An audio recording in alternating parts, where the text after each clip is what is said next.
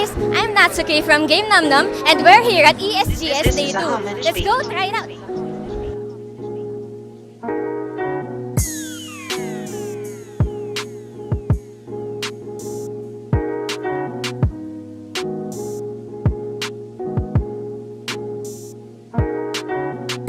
So hi, we're here with Mr. and Miss. Can you tell us your name? I'm James Bernabe.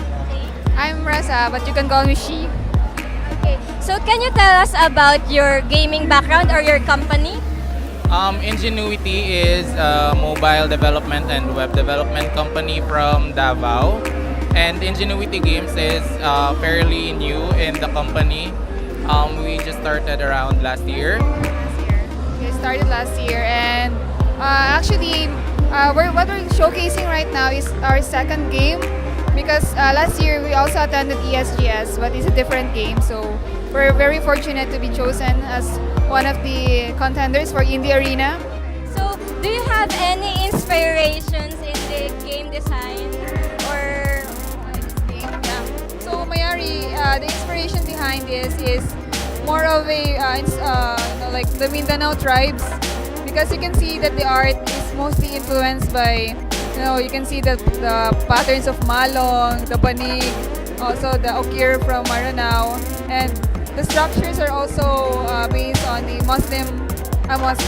So yeah, James can tell more about it. For the environment for the game, we actually looked into several locations all around Mindanao and all around Southeast Asia too.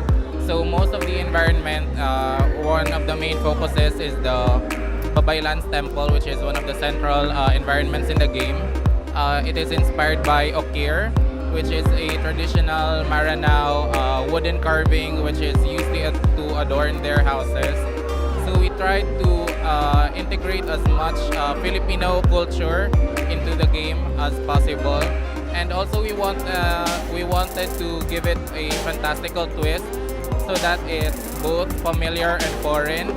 There's a touch of Filipino on it and there's a touch of fantasy too. So can you briefly explain to us how to play the game or what's the aim or objective of the game? In the game, you actually guide Mayari through her journey because she has been entrusted with this destiny. And the way you play the game is you actually figure out puzzles, and before you can actually figure out how to solve these puzzles, you actually have to figure out what the puzzle is. And because this is a wordless story and we rely on visuals and audio, we want the player to have this joy of discovery, that thing where you actually discover for yourself how this thing works, how the puzzle how you can solve the puzzle, and we wanted that experience for every player and have it delivered by the visuals and the music. Alright. So is this game already released in any platform? We're planning on releasing it on Steam for PC platform, but we're still skeptical about that. But for now, it's available for mobile. You can download it at Play Store and App Store. Yeah. Thank you very much. Hi, we're here with Mr. William. William. So, Mr. William, can you tell us something about your company or what's your game background? Okay, so we're Crazy, and we're just a small indie game company based in the Philippines.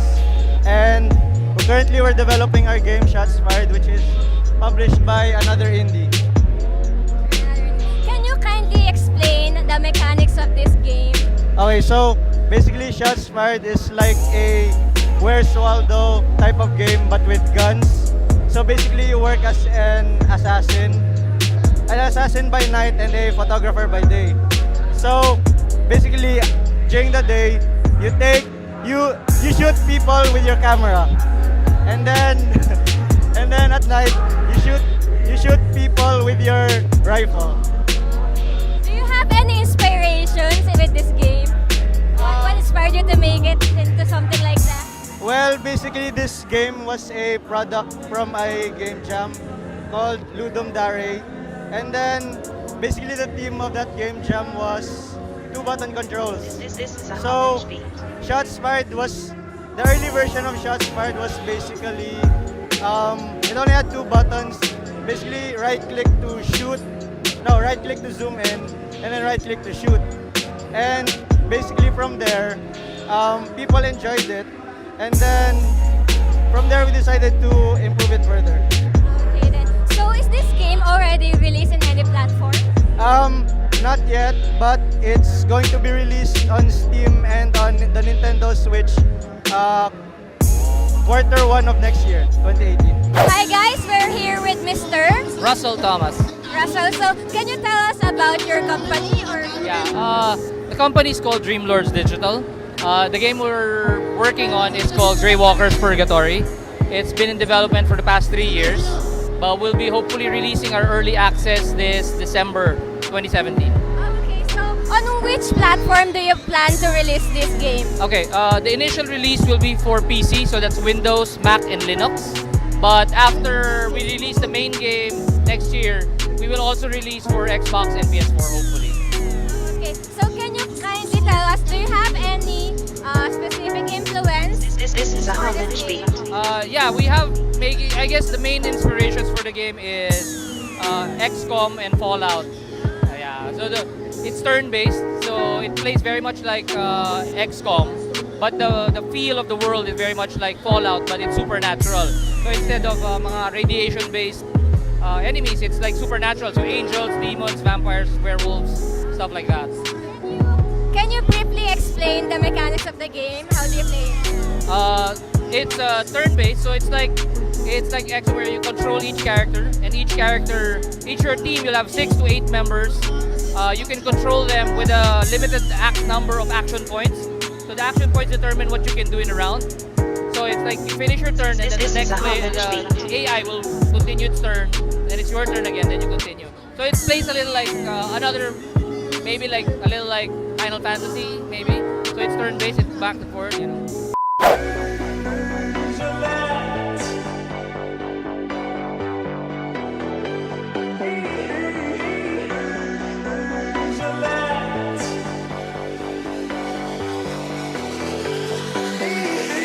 Hi, we're here with Mr. Bobby Santos. Sir Bobby. So can you tell us something about your company? Okay, so our company's name is Monstronauts. We're a local game development studio. We're very small. We started in 2015, and now there are only roughly 20 people in the company. So we specialize on developing fun, unique, and quirky games. Okay, so what game do you have in your booth today? So we have our very first game, Potion Punch, and we have our other release, Pocket Arcade, which is in partnership with Kuya Mobile. And we're also featuring our upcoming game, Rowan McPaddles. It is an action-packed endless rower, wherein you play as Rowan McPaddles or his friends, and you try to make it across the Bad River. So in which platform are all this released? So all of our games are available for Android and iOS, but Rowan McPaddles is our first venture to Apple TV. So it's also going to be available for Apple TV. Okay, so mostly it's mobile games. Yes, it's currently what we're working on. Okay, so can you quickly give the mechanics or how do you play the other games aside from Row and Paddle? So Potion Punch is a time management game. So basically, it's people come into your potion shop, then they ask for specific potions, and it's up to you to mix it and serve it to them. Pocket Arcade is a mini-game compilation of sorts, wherein we target nostalgia. It's like the different arcade games, or arcade cabinet games that you see in the arcade, like the crane game, Whack an Alien, and the like. Hi, we're here with Miss Karen Linaha, Marketing Officer from Game Tayo Company. Okay, so can you quickly tell us something about your company? Game Tayo Company is a mobile game developer and publisher here in the Philippines. We're a newly established company, and our latest game is Lord of Dice, which is here. We launched it last May 29, 2017. Okay, so this Lord of Dice, on which platform is it available on? It is available in iOS and Android. So it's mostly mobile game. An online mobile RPG game which has a board game gameplay, and we have different dicers in game with 6 different attacks, such as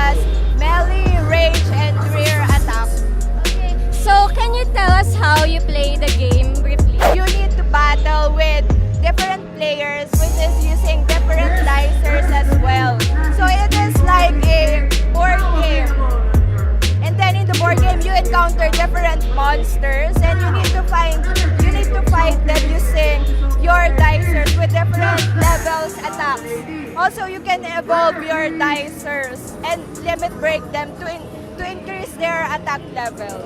I'm Sar, a project manager for Yang Mobile. Okay, so can you quickly tell us something about your company? We're an indie game company in the Philippines. 2 years pa lang kami. Yung very most recent release namin is yung The Letter. It's a horror visual novel game released on Steam last July 24. Okay, so on what platform is this released? Currently, nasa Steam na siya on PC, Mac, and Linux. Pero magre-release kami within this month for mobile. Basically, it's an interactive story about 7 characters who suddenly found themselves cursed by a chain legend. Okay, so can you quickly tell us if there is any inspiration for the game? One of the game's biggest influences is probably Asian horror. So if you're familiar with Ju-on, The Ring, nandun yung influences namin. Hi, we're here with Mr. Mark Gross. Margo. So can you tell us about your company? Yes, we're Aardvark Play, and we have many of our fine developers and artists here today. We're from Bacolod, the Philippines, City of Smiles, and our game today that we're showing is Landerpod, which is about colonizing the universe, because there's lots of space in outer space. So you build bases and you have fun flicking to create bases in outer space. That seems really fun. Do you have any inspiration in creating this game? Yes. When I came to the Philippines, which was many years ago, the first thing that I saw was many people getting along together, but sometimes there are a lot of people in the same place. So I thought to myself, well, there is an interest in space, which is why you see, for example, Interstellar. Remember that movie where Matthew McConaughey is making space in space? And I thought to myself, well, space in space, and it's fun to build space spaces. So can you quickly explain to us the mechanics of the game? Yes, it's best if games are simple, and in our game, you take your device and you flick upwards, and the pod, and you can choose from 25 different pods, which are fun to fly. The pod flies, and your goal is to land on the pad, which is the landing pad, and then you build part of the base. And there's wind, which makes it more difficult, so you have to see the wind speed and then flick so that you can compensate, and the pod will come back and land properly. Okay, so is this game already released in any platform? It's going to be released December 25th for Google Play, and we have a playable version here today. I hope that you played it and enjoyed it, and we're refining the physics and making it even more fun and adding more colorful